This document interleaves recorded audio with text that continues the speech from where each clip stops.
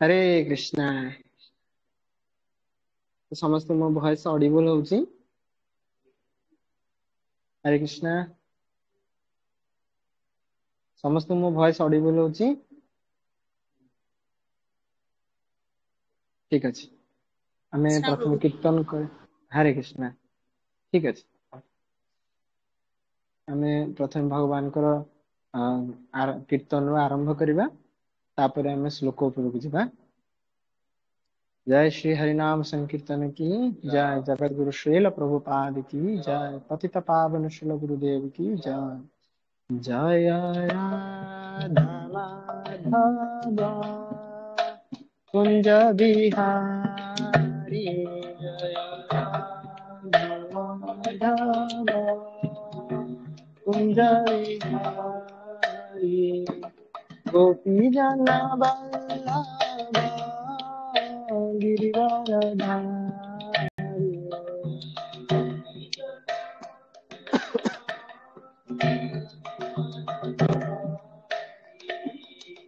जसोदानंदन व्रज जनरंजन,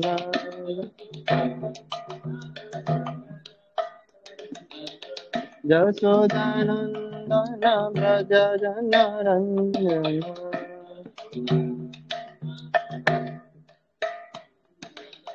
यमुना तीरा वनचारी,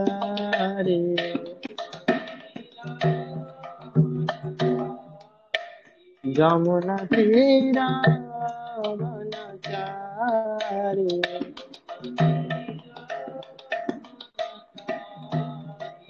जय राधा माधव कुंज बिहारी।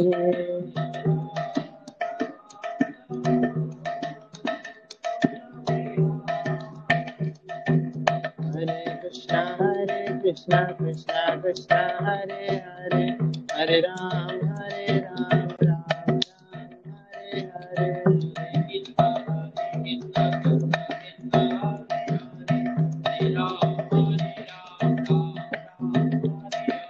हरे कृष्णा कृष्णा कृष्णा हरे हरे, हरे राम राम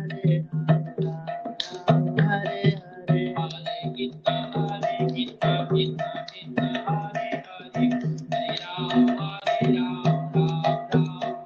हरे कृष्णा कृष्णा कृष्णा हरे हरे, हरे राम राम राम हरे हरे।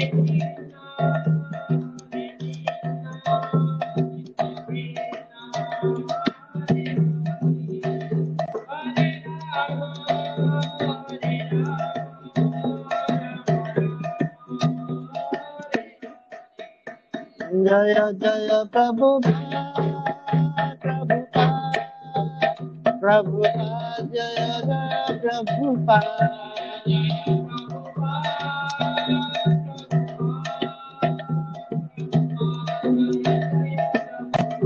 जय जय गुरुदेव, गुरुदेव जय जय गुरुदेव।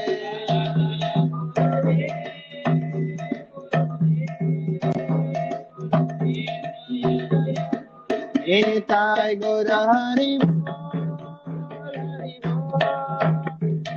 बोल, निताय गौर हरि बोल।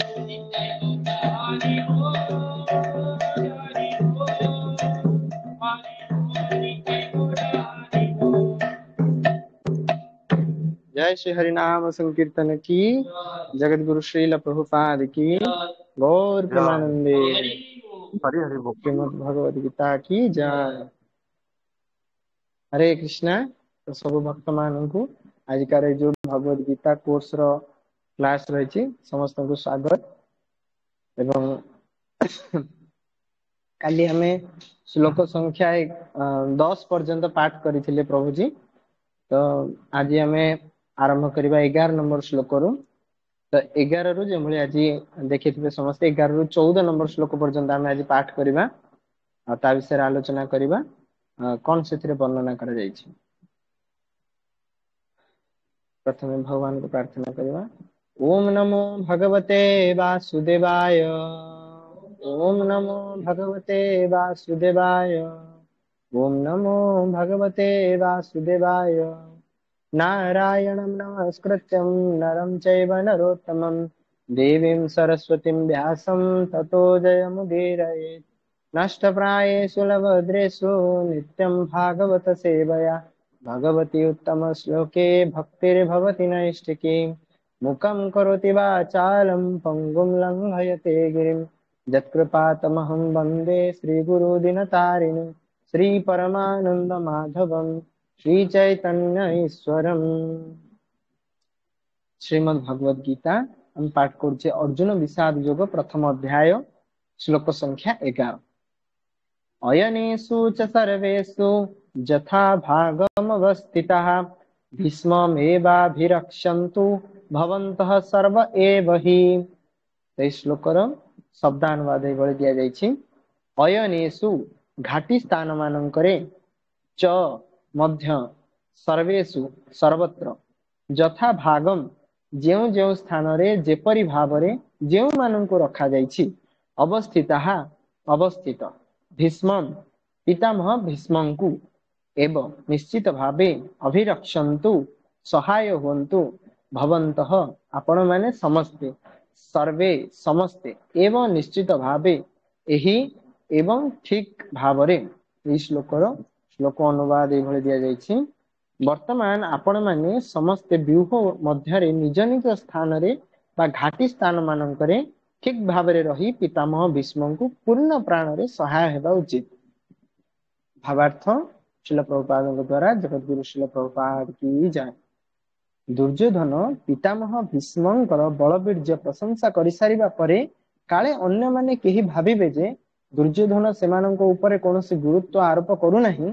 एथिपाई एक राजनीतिज्ञ कूटनीतिज्ञ हिसाब रे ऊपर लिखित कथा कही समस्तंकु संतुष्ट करबाकू चेष्टा कला।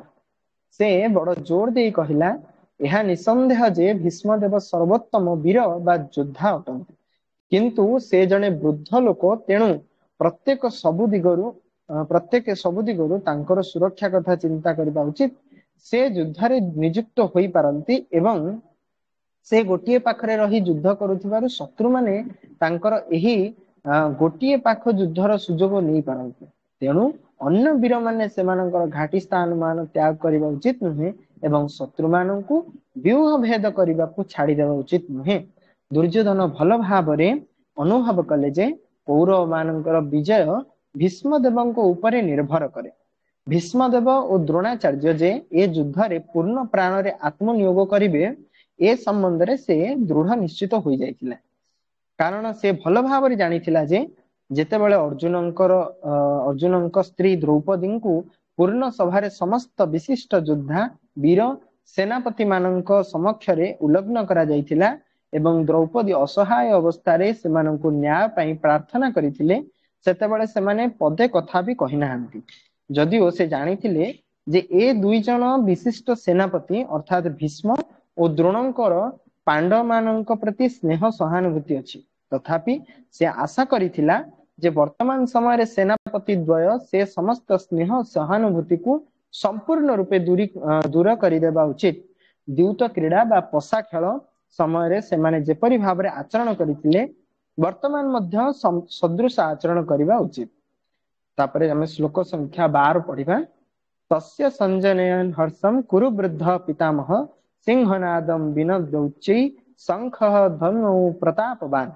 ए श्लोकर शब्दानुवाद तस्य तांकर संजनयन वृद्धि करी हर्षम हर्ष आनंद कुरु वृद्ध कुरु वंशर वृद्ध पितामह भीष्म पितामह सिंहनादम सिंह गर्जन सदृश विनद्य नाद करी उच्चैहि खूब उच्च स्वर रे शंखम शंख दद्मु नाद कले प्रतापवान प्रतापशाली।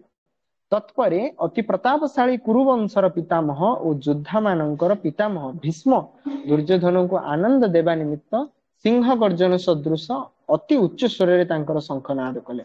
भावार्थ कुरुवंशर पितामह भीष्मदेव तांकर नाती दुर्योधनकर हृदयर कथा जानि पारिथिले एवं ତା ପ୍ରତି ଥିବା ସ୍ୱାଭାବିକ ସ୍ନେହ ବଶତଃ ଅତି ଉଚ୍ଚ ସ୍ୱରରେ ତାଙ୍କର ଶଙ୍ଖନାଦ କରି ତାକୁ ଆନନ୍ଦ ଦେବାକୁ ଚେଷ୍ଟା କଲେ। ଭୀଷ୍ମଦେବ ଏକ ସିଂହ ସଦୃଶ ପ୍ରତାପବାନ ଥିଲେ, ତେଣୁ ତାଙ୍କର ଶଙ୍ଖନାଦ ସିଂହ ଗର୍ଜନ ସଦୃଶ ହୋଇଥିଲା। ପରୋକ୍ଷ ଭାବରେ ଶଙ୍ଖ ଧ୍ୱନିର ପ୍ରତୀକରୁ ସେ ତାଙ୍କର ହତାଶ ହୋଇ ପଡିଥିବା ନାତି ଦୁର୍ଯ୍ୟୋଧନକୁ ଜଣାଇଦେଲେ ଯେ ଏ ଯୁଦ୍ଧରେ ତାର ବିଜୟର ଆଶା ନାହିଁ, କାରଣ ପରମେଶ୍ୱର ଶ୍ରୀକୃଷ୍ଣ ଅନ୍ୟ ପକ୍ଷରେ ଅଛନ୍ତି। କିନ୍ତୁ ତଥାପି ଯୁଦ୍ଧ ପରିଚାଳନା କରିବା ତାଙ୍କର ଭୀଷ୍ମଙ୍କର କର୍ତ୍ତବ୍ୟ ଏବଂ ସେଥିରେ ସେ କୌଣସି ଅବହେଳା କରିବେ ନାହିଁ। ଶ୍ଲୋକ ସଂଖ୍ୟା 13। ତତଃ ଶଙ୍ଖାଶ୍ଚ ଭୈର୍ଯ୍ୟଶ୍ଚ ପଣବାନକ ଗୋମୁଖାଃ ସହସୈବାଭ୍ୟହନନ୍ତ୍ୟ ସଶବ୍ଦସ୍ତୁମୂଳୋ ଅଭବତ୍। এই ଶ୍ଲୋକର ଶବ୍ଦାନୁବାଦ ତତଃ ତତ୍ପରେ ଶଙ୍ଖା, ଶଙ୍ଖ ମାନେ ଚ ମଧ୍ୟ। ହରେ କୃଷ୍ଣ। ତ ଭକ୍ତମାନଙ୍କୁ ମୁଁ ଅନୁରୋଧ କରିବି କି ନିଜ ପାଖରେ ଭଗବତ ଗୀତା ରଖିଥାନ୍ତୁ, କାରଣ ଟିକେ ବଡ ପଢିବାର ଅଛି, ତେଣୁକରି ମୁଁ ଟିକେ ଜୋର ଜୋରରେ ପଢି ଦଉଛି। ସମୟକୁ କମ ଯେହେତୁ ରଖାଯାଇଛି, ତେଣୁକରି ଶୀଘ୍ର ଶୀଘ୍ର ପଡୁଛି, ତେଣୁକରି ଆପଣମାନଙ୍କ ପାଖରେ ବହି ଥିଲେ ଆପଣ ମାନଙ୍କୁ ସୁବିଧା ହବ ଦେଖିବା ପାଇଁ। ଭୈର୍ଯ୍ୟ ଭେରି ଚ ଏବଂ ପଣବ ଆନକ ତୁରୀ ଏବଂ ନାଗରା ଗୋମୁଖା ସିଂହା ସହସା ହଠାତ୍ ଏବଂ ନିଶ୍ଚିତ ଭାବେ ଅଭ୍ୟହନନ୍ତ୍ୟ ଏକ ସମୟରେ ବାଜି ଉଠିଲା, ସହ ତାହା ଶବ୍ଦ ଏକତ୍ର ଧ୍ୱନି ତୁମୁଳ ତୁମୁଳ ଅତି ଭୟଙ୍କର ଅଭବତ ହେଲା। ତତ୍ପରେ ଶଙ୍ଖ ଭେରି ତୁରୀ ନାଗରା ଏବଂ ସିଂହା ଆଦି ହଠାତ୍ ବାଜି ଉଠିଲା ଏବଂ ସମସ୍ତଙ୍କର ଏକତ୍ର ସ୍ୱର ବା ଧ୍ୱନି ପ୍ରକାଣ୍ଡ ହୋଇ ଉଠିଲା। ଶ୍ଲୋକ ସଂଖ୍ୟା 14। ततः श्वेतैर्हयैर्युक्ते महती सनन्दने स्थितौ माधवः पाण्डवश्चैव दिव्यौ शङ्खौ प्रधमतुः। ततः तत्परे श्वेत हयेः श्वेत अश्व द्वारा युक्ते युक्त होई महती महान चंदनी रथरे स्थितौ उपवेशन करी माधव श्रीकृष्ण लक्ष्मींकर धव वा स्वामी पांडव अर्जुन पांडुपुत्र च मध्य एवं निश्चित भावे दिव्य दिव्य शंखौ शंखमान प्रथमतु बाजी उठिले। এই শ্লোকର ଶ୍ଲୋକ ଅନୁବାଦ ଅନ୍ୟ ପକ୍ଷରେ ଉଭୟ ଭଗବାନ ଶ୍ରୀକୃଷ୍ଣ ଓ ଅର୍ଜୁନ ଅଶ୍ୱେତ ଅଶ୍ୱଯୁକ୍ତ ଏକ ବିରାଟ ରଥ ଉପରେ ବସି ସେମାନଙ୍କର ଦିବ୍ୟ ଶଙ୍ଖ ବଜାଇଲେ। এই ଶ୍ଲୋକରେ ଶ୍ରୀଲ ପ୍ରଭୁପାଦଙ୍କ ଦ୍ୱାରା ହେଇଥିବା ଭାବାର୍ଥ, ଭୀଷ୍ମଦେବ ଯେଉଁ ଶଙ୍ଖ ବଜାଇଲେ ସେ ଶଙ୍ଖ ସହିତ ତୁଳନା କରି କୁହାଯାଉଛି ଯେ ଶ୍ରୀକୃଷ୍ଣ ଓ ଅର୍ଜୁନଙ୍କ ହାତରେ ଥିବା ଶଙ୍ଖ ଦିବ୍ୟ ଶଙ୍ଖ ଅଟେ, କିନ୍ତୁ ଭୀଷ୍ମଙ୍କର ଶଙ୍ଖ ଦିବ୍ୟ ଶଙ୍ଖ ନୁହେଁ। ଦିବ୍ୟ ଶଙ୍ଖନାଦ ଧ୍ୱନିରୁ ଏହି ସୂଚନା ମିଳୁଛି ଯେ ଅନ୍ୟ ପକ୍ଷରେ ବିଜୟର ଆଶା ନାହିଁ, କାରଣ ଶ୍ରୀକୃଷ୍ଣ ପାଣ୍ଡବଙ୍କ ପକ୍ଷରେ ଅଛନ୍ତି। ଜୟସ୍ତୁ ପାଣ୍ଡୁପୁତ୍ରାଣାମ୍ ଯେଷାଂ ପକ୍ଷେ ଜନାର୍ଦ୍ଦନ। ପାଣ୍ଡୁପୁତ୍ର ମାନଙ୍କ ସଦୃଶ ବ୍ୟକ୍ତି ମାନଙ୍କ ପକ୍ଷରେ ବରାବର ବିଜୟ ଥାଏ, କାରଣ ଭଗବାନ ଶ୍ରୀକୃଷ୍ଣ ସେମାନଙ୍କ ସହିତ ଥାନ୍ତି। ଯେତେବେଳେ ଓ ଯେଉଁଠାରେ ଭଗବାନ ଥାନ୍ତି ସେଠାରେ ଭାଗ୍ୟଦେବୀ ଲକ୍ଷ୍ମୀ ମଧ୍ୟ ଥାନ୍ତି, କାରଣ ଲକ୍ଷ୍ମୀ ଦେବୀ ତାଙ୍କର ସ୍ୱାମୀଙ୍କୁ ଛାଡି ଏକା ରହନ୍ତି ନାହିଁ। ବିଜୟ ଓ ଭାଗ୍ୟ ଲକ୍ଷ୍ମୀ ଅର୍ଜୁନଙ୍କୁ ଅପେକ୍ଷା କରୁଛନ୍ତି, କାରଣ ଏହା ଭଗବାନ ବିଷ୍ଣୁ ବା ଶ୍ରୀକୃଷ୍ଣଙ୍କର ଦିବ୍ୟ ଶଙ୍ଖନାଦରେ ସୂଚିତ ହୋଇଅଛି। ଏତତ୍ ବ୍ୟତୀତ ଶ୍ରୀକୃଷ୍ଣ ଓ ଅର୍ଜୁନ ଏଇ ଦୁଇ ସଖା ଯେଉଁ ରଥ ଉପରେ ବସିଥିଲେ ତାହା ଅଗ୍ନିଦେବ ଅର୍ଜୁନଙ୍କୁ ପ୍ରଦାନ କରିଥିଲେ ଏବଂ ଏଥିରୁ ସୂଚିତ ହେଉଥିଲା ଯେ ତ୍ରିଭୁବନ ମଧ୍ୟରେ ଏ ରଥ ଯେଉଁଠାରେ ଟଣାଯିବ ସେଠାରେ ତାହା ଚତୁର୍ଦିଗ ଜୟ କରିବାକୁ ସକ୍ଷମ ହେବ। ओम ज्ञानतिमिरान्धस्य ज्ञानाञ्जनशलाकया चक्षुरुन्मिलितं येन तस्मै श्रीगुरवे नमः। श्रीचैतन्यमनोभीष्टं स्थापितं येन भूतले स्वयं रूपकदा मह्यं ददाति स्वपदान्तिकं। वन्देऽहं श्रीगुरो श्रीयुतपदकमलं श्रीगुरून् वैष्णवांश्च श्रीरूपं साग्रजातं सहगण रघुनाथनुतं तं सजीवं साद्वैतं सावधूतं परिजनसहितं कृष्ण चैतन्यदेवं श्री राधा कृष्ण सहगण ललिता श्री विशाखान्वितांश्च। हे कृष्ण करुणा सिंधु दीनबन्धु जगत्पते गोपेश गोपिका कान्त राधा कान्त नमस्तुते। तप्त काञ्चन गौरांगी राधे वृन्दावनेश्वरी वृषभानुसुते देवी प्रणमामि हरिप्रिये। नमो महावदान्याय कृष्ण प्रेम प्रदायते कृष्णाय कृष्ण चैतन्य नाम्ने गौरत्विषे नमः। वाञ्छाकल्पतरुभ्यश्च कृपा सिन्धुवेव च पतितानां पावनेभ्यो वैष्णवेभ्यो नमो नमः। जय श्री कृष्ण चैतन्य प्रभु नित्यानंद श्री अद्वैत गदाधर श्रीवासादि गौर भक्त वृंद। हरे कृष्णा कृष्णा कृष्णा हरे हरे, हरे राम राम राम हरे हरे। नमो विष्णुपादाय कृष्णप्रेष्ठाय भूतले श्रीमते भक्तिवेदांत स्वामी इति नामिने नमस्ते सारस्वती देवे गौरवाणी प्रचारिणे निर्विशेष शून्यवादी पाश्चात्य दूषितानि। हरे कृष्णा। तो सब भक्त मान को आउ थे स्वागत आज भगवद गीतार कोर्स को। तो मोर आशा पूर्व क्लास रो जो जहाँ जहाँ पढ़ा आपण मान जेतु गोटे कोर्स अटे तेणुक ये समस्ते कोर्स मीन्स एटा इस्कॉन भी एक स्कूल अटे। श्रीला गौर गोविंद स्वामी महाराज कहते this is a crime school जो कि भगवान कृष्ण को कांदिबा शिखा जाए कि हे कृष्ण आमे माने भौतिक संसार रे अछु तो आपण आमको भौतिक संसार उद्धार करते तो सी कांदिबा किभଳି शिखिबा जेतेबेले आमे चैतन्य महाप्रभु कहते सिद्धांत शिखिबा को प्रथम पड़िबो। सिद्धांत जेतेबेले आमे माने शिखिबा सेतेबेले जे आमे भगवान को पई कांदी परिबा। आ जो माने मिछरे भगवान को पई कांदन कुम्भीर कांदना तार कौन भी लाभ न थाए। तो सी सिद्धांत कौन स्थान रे आमे प्राप्त होई परिबा ए श्रीमद् भागवतम और श्रीमद् भगवत गीता द्वारा प्राप्त होई परिबा। तो मोर आशा कि समस्ते पूर्व जहाँ जहाँ पढ़ाई स्कूल रे इस्कॉन स्कूल रे जहाँ जहाँ पढ़ाई तो समस्ते निजर कोर्स को कंप्लीट करी जाउछंती। समस्ते निजर जो रही अध्याय पर अध्याय सॉरी श्लोक पर श्लोक जो कंटिन्यू हो चली तो समस्ते मोर आशा कि समस्ते से गोटे गोटे श्लोक जो दिन जो श्लोक पढ़ा से श्लोक को पढ़ी पढ़ी जाउथिले कारण इन फ्यूचर में भी आपनकर एग्जाम हे पारे या पर जेतो कोर्स होउची। तेणुक मोर अनुरोध आगर क्लास भी मुझे कही कि समस्ते निज पाखे गोटे छोट खाताटे रखिथे गोटे पेन टे सहित भगवत गीता रखिथे शिल प्रभुपादंकर जो कि आपण मैंने नोट्स बाहर कर। तो आजिकार जो श्लोक रही श्लोक संख्या 11 तो पूर्वर आम देखी कि धृतराष्ट्र प्रश्न करुँच संजय संजय जो सचिव थे तेणुक आ सहित संजय व्यासदेव दिव्य दृष्टि प्राप्त होते तेणुक संजय राजमहल रे थाई सुधा से युद्धभूमि रे कौन कौन घटी चलती से सब विषय से सब विषय ज्ञान थिला। तेणुक से संबंध विषय से वर्णना कर धृतराष्ट्र को वर्णना कर। तो धृतराष्ट्र ठारू श्रवण कर युद्ध क्षेत्र में कौन हुई कौन सब घटी चलती।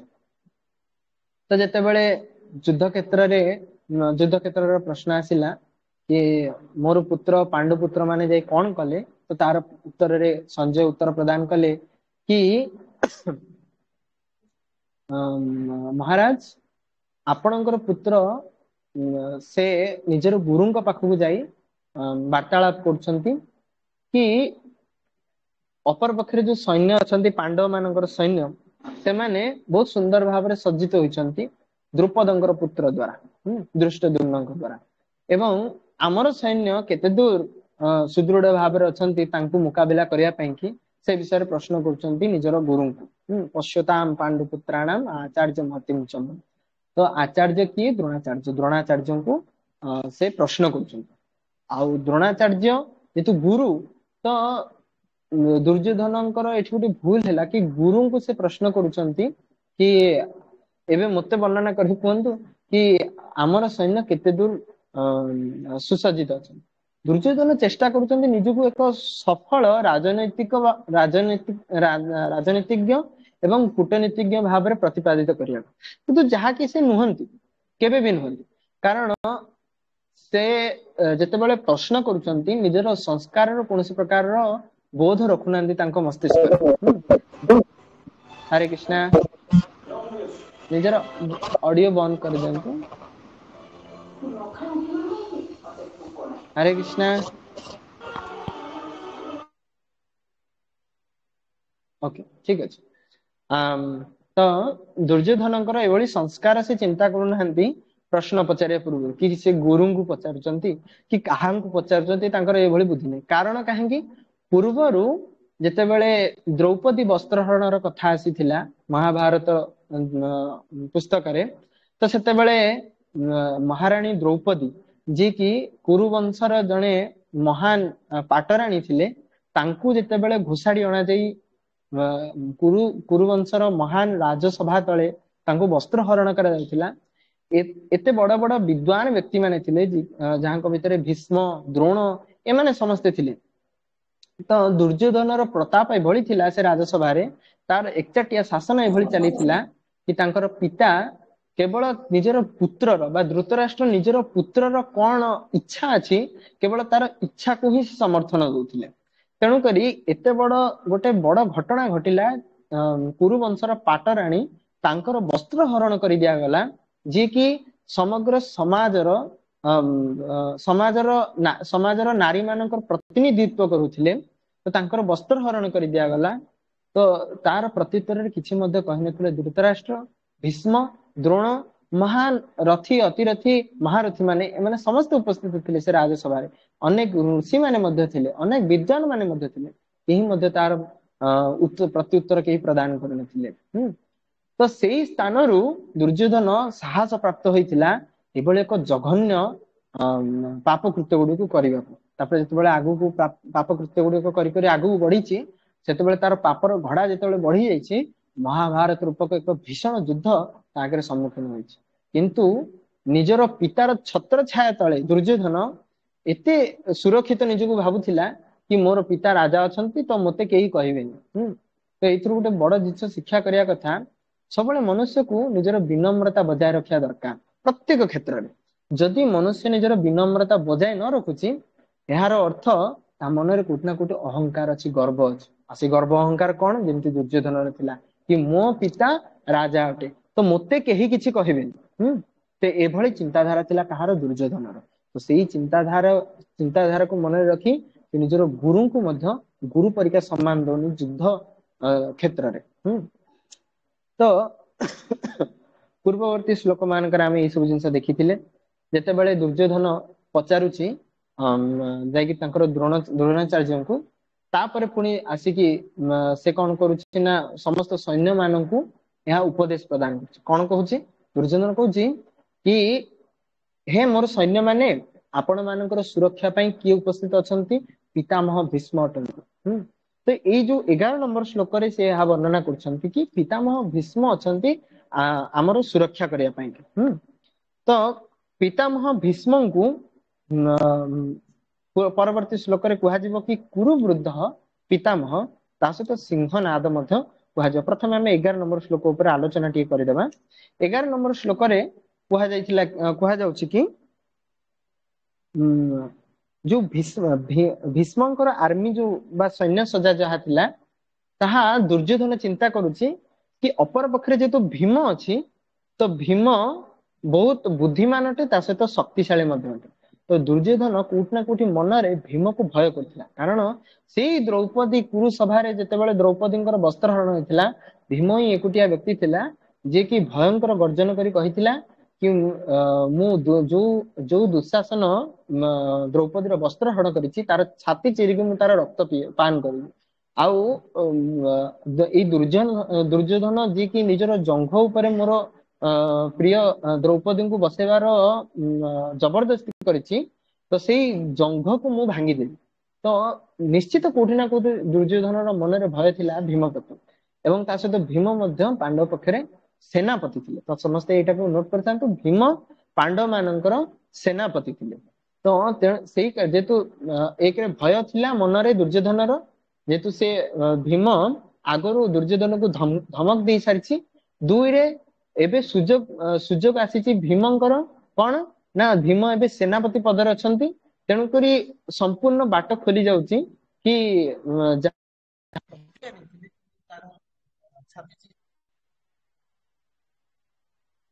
ଛାତି ଚିରି ରକ୍ତ ପାନ କରିବି, ଆଉ ତା ସହିତ ଦୁର୍ଯ୍ୟୋଧନର ଜଙ୍ଘକୁ ଭାଙ୍ଗିବି।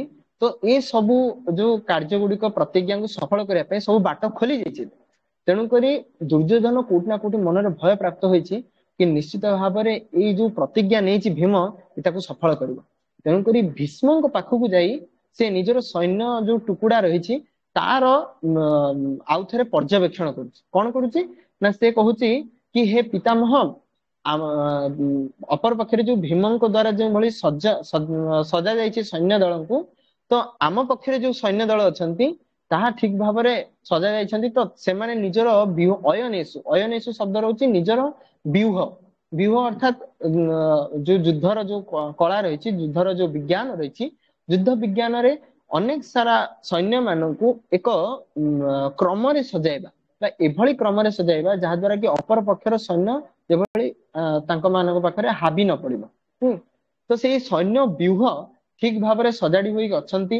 ସେମାନେ ନିଜର ଘାଟି ସ୍ଥାନ ଅର୍ଥାତ ନିଜ ନିଜର ଯୋଉ ସ୍ଥାନ ନିର୍ଦ୍ଧାରଣ କରାଯାଇଥିଲା ସେଇ ସ୍ଥାନରେ ଅଛନ୍ତି କି ନାହିଁ ପିତାମହ ଭୀଷ୍ମଙ୍କୁ ସେ ପଚାରୁଛନ୍ତି। ଏବଂ ତା ସହିତ ପିତାମହ ଭୀଷ୍ମ କାଳେ ଏଭଳି ନ ଚାହିଁବେ କି ମୋର ପୁତ୍ର ମୋ ଉପରେ ଡାଉଟ କରୁଛି କି, ତ ଏଭଳି ଚିନ୍ତାଧାରା କାଳେ ପୋଷଣ ହବ ପିତାମହ ଭୀଷ୍ମଙ୍କ ମନରେ। ତେଣୁକରି ତା ସହିତ ମଧ୍ୟ ଦୁର୍ଯ୍ୟୋଧନ ନିଜର ସୈନ୍ୟ ମାନଙ୍କୁ କହୁଛି କି ହେ ସୈନ୍ୟ ମାନେ ଆମ ମାନଙ୍କୁ ମଧ୍ୟ ନିଜର ଘାଟି ସ୍ଥାନ ମାନଙ୍କରେ ଉପସ୍ଥିତ ରହି ପିତାମହ ଭୀଷ୍ମଙ୍କୁ ସହାୟତା କରିବା ଆବଶ୍ୟକ। ତ ଏହା ଦ୍ଵାରା ସୈନ୍ୟମାନେ ମଧ୍ୟ ତାଙ୍କ ହୃଦୟରେ ଆସିକି ନାହିଁ କେବଳ ଦୁର୍ଯ୍ୟୋଧନ ପିତାମହ ଭୀଷ୍ମ ପିତାମହ ଭୀଷ୍ମ ପିତାମହ ଭୀଷ୍ମ ହେଇ କେବଳ ପିତାମହ ଭୀଷ୍ମଙ୍କୁ ସେ ଇମ୍ପୋର୍ଟାନ୍ସ ଦଉନାହାନ୍ତି, ସେ ଆମ ମାନଙ୍କୁ ମଧ୍ୟ ଇମ୍ପୋର୍ଟାନ୍ସ ଦଉଛନ୍ତି। ତ ଏହା ଦ୍ଵାରା ଦୁର୍ଯ୍ୟୋଧନ ଏ ଯୋଉ ସବୁ ଶ୍ଲୋକ ଚାଲିଛି ଏପର୍ଯ୍ୟନ୍ତ, ଏହା ଦ୍ଵାରା ଦେଖାଯାଉଛି କଣ ନା ଦୁର୍ଯ୍ୟୋଧନ ଚାହୁଁଛନ୍ତି ନିଜକୁ ଜଣେ ରାଜନୀତିଜ୍ଞ, ଜଣେ ବିଜ୍ଞ ବ୍ୟକ୍ତି, ଜଣେ ଯୁଦ୍ଧରେ ସମ୍ପୂର୍ଣ୍ଣ ବିଜ୍ଞ ବା ବୁଦ୍ଧିମାନ ବ୍ୟକ୍ତି ବୋଲି ପ୍ରତିପାଦନ କରିବାକୁ, କିନ୍ତୁ ପ୍ରକୃତରେ ଦୁର୍ଯ୍ୟୋଧନ ସେଭଳି ନୁହନ୍ତି। କାରଣ ସେ କାହାକୁ କଣ କହୁଛନ୍ତି ତାର କିଛି ଜ୍ଞାନ ତାଙ୍କ ବୁଦ୍ଧିରେ ନାହିଁ। ତ ଯାହାଙ୍କର ମନ ସବୁବେଳେ ଦୂଷିତ ବୁଦ୍ଧି ସମ୍ବଳିତ ରହିଥାଏ ବା ଯାହାର ମନ ସବୁବେଳେ ନକାରାତ୍ମକ ଚିନ୍ତାଧାରା ଥାଏ, ତ ସେଭଳି ବ୍ୟକ୍ତି ମାନେ କେବେ ଠିକ ଭୁଲର ବିଚାର କରିପାରନ୍ତିନି, ଧର୍ମ ଅଧର୍ମର ବିଚାର କରିପାରନ୍ତିନି। ସେମାନେ ସବୁବେଳେ ମାନେ ଠିକ ଜାଗାରେ ଆଗ ଭୁଲଟାକୁ ହିଁ କରନ୍ତି। ତେଣୁକରି ପ୍ରଥମେ ମନକୁ ସଜାଡିବାକୁ ପଡିବ। ଯଦି ଆମେ ମନକୁ ନ ସଜାଡିବା ତାହେଲେ କେବେ ବି ଆମର ଆତ୍ୟନ୍ତିକ କଲ୍ୟାଣ ହେଇପାରିବନି ବା ଆମେ ଆଧ୍ୟାତ୍ମିକ ମାର୍ଗରେ କେବେ ଆଗକୁ ବଢିପାରିବାନି। ଆମର ଦୁର୍ଯ୍ୟୋଧନ ପରୀକ୍ଷା ହିଁ ବୁଦ୍ଧି ହେଇଯିବ। ବଡ ଲୋକଙ୍କୁ ଆମେ ଅସମ୍ମାନ ପ୍ରଦର୍ଶନ କରିବା। ଆମେ ସବୁବେଳେ ବଡ ଲୋକଙ୍କୁ କହିବା କି ଆଉ ହଁ ଆପଣ ଏଇଟା କରନ୍ତୁ, ଏଇଟା କଲେ ଆପଣଙ୍କର ଭଲ ହବ। ଆମେ ବଡ ଲୋକମାନଙ୍କୁ ଆମେ ଆଦେଶ ପ୍ରଦାନ କରିବା। ତେଣୁକରି ଆମକୁ ଧ୍ୟାନ ରଖିବା ଆବଶ୍ୟକ, ସବୁବେଳେ ବିଚାର କରିବା ଆବଶ୍ୟକ ଆମେ କାହା ସହିତ କଥା ହଉଛେ। ଗୁରୁଜନଙ୍କ ସହିତ କଥା ହଉଛେ କିଭଳି କଥା ହବା ଦରକାର, ଲଘୁଜନଙ୍କ ସହିତ କଥା ହଉଛେ କିଭଳି କଥା ହବା। ଏଇଟା ହଉଛି ଜନ୍ମଗତ ସଂସ୍କାର। ଆଉ ଯେମିତି ପୂର୍ବ ଶ୍ଲୋକ ମାନଙ୍କରେ କୁହାଯାଇଥିଲା କି ଧୃତରାଷ୍ଟ୍ର ଜନ୍ମରୁ ଅନ୍ଧ ହିଁ ଥିଲେ, ତା ସହିତ ତାଙ୍କର ପୁତ୍ର ମାନେ ମଧ୍ୟ ଆଖି ଥାଉ ଥାଉ ଅନ୍ଧ ଥିଲେ। କାରଣ ସେମାନଙ୍କର ସଂସ୍କାର ହିଁ ନଥିଲା, କାରଣ ଧୃତରାଷ୍ଟ୍ର ଜନ୍ମରୁ ହିଁ ସେମାନଙ୍କୁ କୌଣସି ସୁସଂସ୍କାର ପ୍ରଦାନ କରିଥିଲେ। ତେଣୁକରି ଦୁର୍ଯ୍ୟୋଧନ ଏଭଳି ଭୟଙ୍କର କାଣ୍ଡ ମାନ ସବୁ କରୁଥିଲା। ତା ସହିତ 12 ନମ୍ବର ଶ୍ଲୋକରେ ବର୍ଣ୍ଣନା କରାଯାଉଛି କି ତସ୍ୟ ସଞ୍ଜନୟନ ହର୍ଷମ କୁରୁ ବୃଦ୍ଧ ପିତାମହ ସିଂହନାଦମ ବିନଦୌଚେ ଶଙ୍ଖ ଦଦ୍ମୁ ପ୍ରତାପବାନ। ବହୁତ ଭଲ ଶ୍ଲୋକଟେ, ଯୋଉଥିରେ କି ବର୍ଣ୍ଣନା କରାଯାଉଛି ଏକରେ କୁହାଯାଉଛି କୁରୁ ବୃଦ୍ଧ, କହୁଛି କୁରୁ ବଂଶର ସବୁଠୁ ବଡ ବୃଦ୍ଧ ବ୍ୟକ୍ତି କିଏ ଥିଲେ? ପିତାମହ ଭୀଷ୍ମ। ତା ସହିତ କୁହାଯାଉଛି ସିଂହନାଦମ, କି ସେ ପିତାମହ ଭୀଷ୍ମ ଯେତେବେଳେ ଶଙ୍ଖ ବଜାଇଲେ ସେତେବେଳେ ସମସ୍ତଙ୍କୁ କିଭଳି ଶୁଭିଲା ତାହା? ଯେଭଳି ଏକ ପ୍ରତାପବାନ, କୁହାଯାଉଛି ନା ପ୍ରତାପବାନ, ଦଦ୍ମୁ ପ୍ରତାପବାନ। ଦଦ୍ମୁର ଅର୍ଥ କଣ? ନାଦ କଲେ। ଏଭଳି ନାଦ କଲେ ସମସ୍ତଙ୍କୁ ଶୁଭିଲା କି ଜଣେ ବଡ ସିଂହ ଯେଭଳି ଗର୍ଜନ କରୁଛି। ତ କାହିଁକି ପିତାମହ ଭୀଷ୍ମଙ୍କର ଏଭଳି ଶ୍ଲୋକରେ କାହିଁକି ବର୍ଣ୍ଣନା କଲା କି ସେ ବୃଦ୍ଧ ଥିଲେ, ତା ସହିତ ତାଙ୍କ ପାଖରେ ସିଂହର ଶକ୍ତି ମଧ୍ୟ ଥିଲା? କାରଣ ବୃଦ୍ଧ ବ୍ୟକ୍ତି ସବୁବେଳେ ଦୁର୍ବଳ ଥାନ୍ତି, ତାଙ୍କ ପାଖରେ ଶକ୍ତି ନଥାଏ। କିନ୍ତୁ ପିତାମହ ଭୀଷ୍ମ ସେ ବୃଦ୍ଧ ହୋଇକି ମଧ୍ୟ ତାଙ୍କ ପାଖରେ କଣ ଥିଲା ନା ସିଂହର ଶକ୍ତି ଥିଲା। କାରଣ କାହିଁକି ନା କୁହାଯାଇଛି ଭକ୍ତ ମାନେ କେବେ ହେଲେ ଶରୀର ଦ୍ଵାରା କାର୍ଯ୍ୟ କରନ୍ତିନି। ଭକ୍ତ ମାନେ ସବୁବେଳେ କାହା ଦ୍ଵାରା କାର୍ଯ୍ୟ କରନ୍ତି ନା ଆତ୍ମା, କାରଣ ସେମାନେ ଆତ୍ମସ୍ଥିତିରେ ହିଁ ଥାନ୍ତି। ପ୍ରାରମ୍ଭରୁ ହିଁ ସେମାନେ ଆତ୍ମସ୍ଥିତିରେ ଥାନ୍ତି।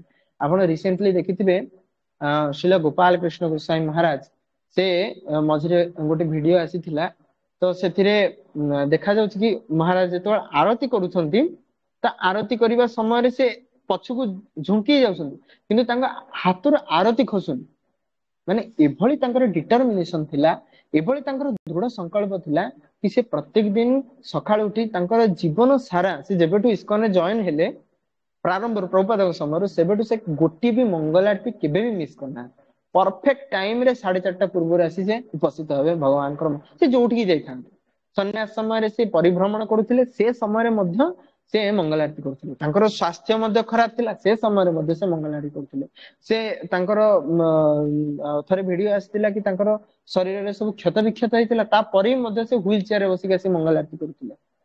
ଆଉ ଏବେ ରିସେଣ୍ଟଲି ଭିଡିଓ ଆସିଥିଲା ତାଙ୍କର अंतिम समय आसिलानी सप्ताहे मात्र तांकर समय अछि तांकर शरीर रे बहुत सारा कष्ट अछि पेन अछि तांकर शरीर सारा फिर भी से आछन मंगल आरती करिया को भगवान को जेतेबेले आरती बुलाउछंती तो भगवान को आरती देबा समय रे आरती तांका हाथ रु खसी जाउ कारण जेतेबेले आमे दुर्बल हे जिबा हमु जदी किछि जिंस धरिया को कहैतो आमे से जिंसडू धरि फोपाड़ दो कि से जिंस भांगु पछे किंतु आम शरीर आगो सुरक्षित किंतु एबे शुद्ध भक्त माने से माने केबे भी निज शरीर ज्ञान न थांती से माने को ज्ञान न थांती आत्मस्थिति रे थांती कि आमे होचे कृष्णଙ୍କର दास हमर कार्य होचे भगवान कृष्ण को सेवा करबा तेकरि से माने से सेवा करिबार जो भाव अछि ताको से पूरा निज निज भितर पूरा भेदी दैथान हां तेणु करी सेमानंकर जेकोसी भी परिस्थिति हो शारीरिक असुविधा हो परिवेश असुविधा हो जहां भी असुविधा हो से माने दृढ़ थांती कि आमे कृष्णଙ୍କର ही सेवा करबा ठीक ठीक सेही बळी पितामह भीष्म मध्य जने महाजन थांती कहैछि ना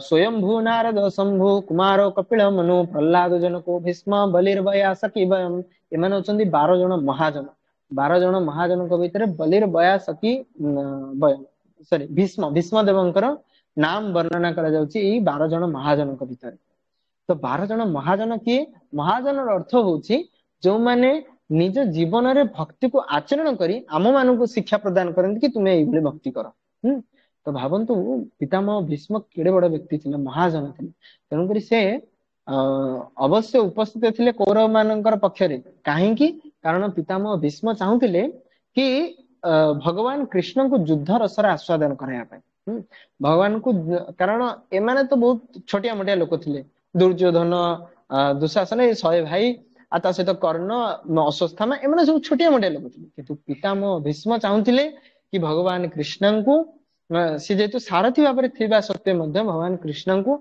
युद्ध रसर आस्वादन करने युद्ध रे आनंद प्रदान करने तेणुक पितामह भीष्म कौरव मान पक्षरे थे समस्ते नोट कर रखि था तो पितामह भीष्म जितेबाला शंखनाद करती तो सेतेबाला शंखनाद समस्त सिंह परिका कारण कहीं कारण से निजर आत्मारू ताहाकू बजाउथिले बा निजर आंतरिकता सह बजाउथिले जने कहबो कौरव मानक पई कि आंतरिकता सहित कोन पितामह भीष्म बजाउथिले से पितामह भीष्म ताले कोन कौरव मानक सपोर्ट दउथिले ना शंख काहार प्रतीक अटे भगवान विष्णुंकर प्रतीक अटे तो एई शंखनाद द्वारा पितामह भीष्म यह सूचित करुथिले कि हे दुर्योधन तुमे जो चिंता करूछ कि मु तुम पाखरे अछि तुमे सुरक्षित अट हां तो तुमे मु एबे शंख बजाउछि देखो समस्त को सिंह परि कि सुबुछि किंतु एथिरे कोनोसी दिव्यता नाही परवर्ती श्लोक रे जेतेबेले श्लोक संख्या 14 रे वर्णना करा जाउछि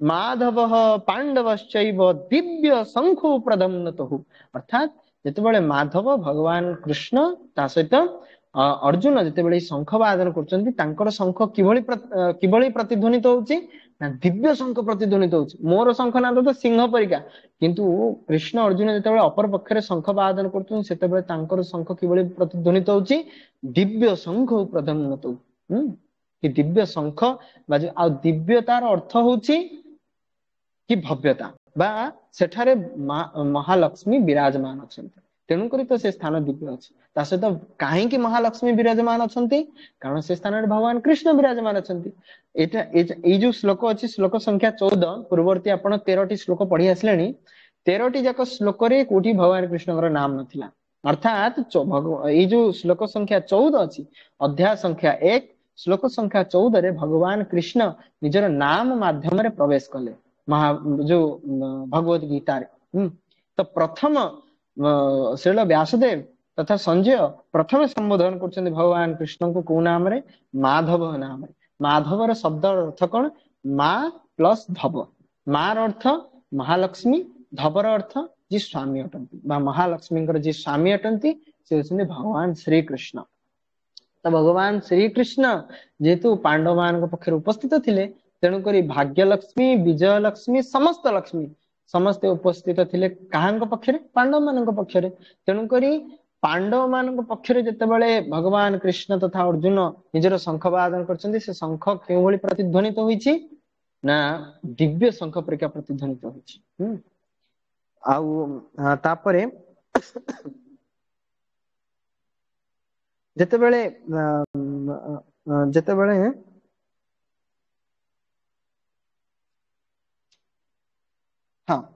तो भगवान कृष्ण और अर्जुन ये दुई जन कौन प्रकार साधारण व्यक्ति नुहति। भगवान कृष्ण तो होचंदी परमेश्वर भगवान तथा अर्जुन पूर्व जन्म रे तांकर थिले जो नर नारायण रूप रे भगवान अवतीर्ण होइथिले। तो ये नर थिले अर्जुन थिले नर रूप रे आस्थिले। तेणुकरी स्वयं नर नारायण जेतेबेले अपर पक्षरे अछंती स्वयं परमेश्वर जेतेबेले अपर पक्षरे अछंती तो पितामह भीष्म निजर शंख वादन द्वारा यह सूचित करुछंती दुर्योधन को कि हे दुर्योधन यह तुम्हें मन रख कि मु जो शंख वादन करुछि ताहा सिंह परिका शुभुथिले सुद्धा अपर पक्षरे जो शंख वादन होछि जो दिव्य शंख वादन होछि स्पष्ट प्रतिभात होछि अपर पक्षरे विजयश्री तथा विजयश्री लक्ष्मी दुई जन जाक सेपटे पक्षरे उपस्थित अछंती। मु एठारे उपस्थित रहिले कोनोसी तमरो लाभ हेबनी तमरो विजय कोनोसी प्रकार पक्षरे एई युद्ध रे संभव ही नहे।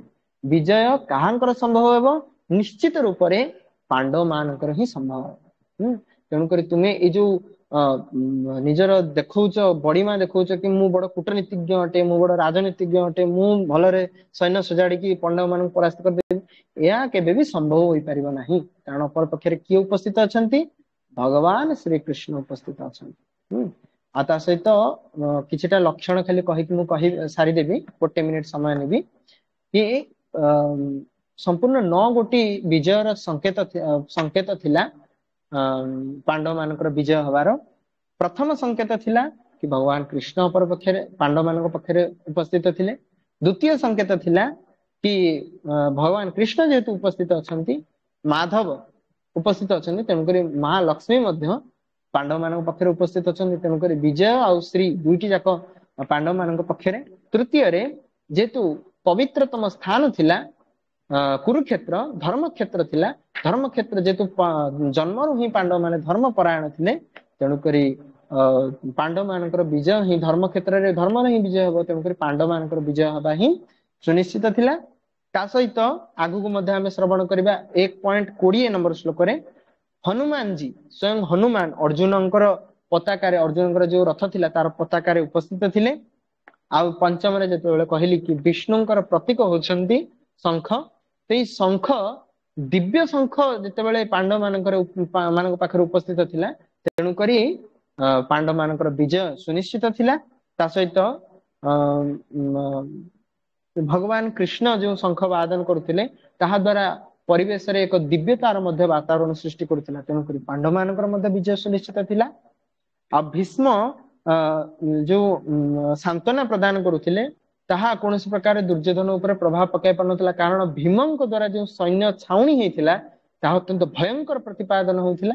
तेणुकरी दुर्योधन को मनरे भय थिला तेणुकरी युद्ध पूर्व जेहेतु दुर्योधन को मनरे अपर पक्षरे भय अछि तेणुकरी पांडव मानकर विजय मध्य सुनिश्चित थिला।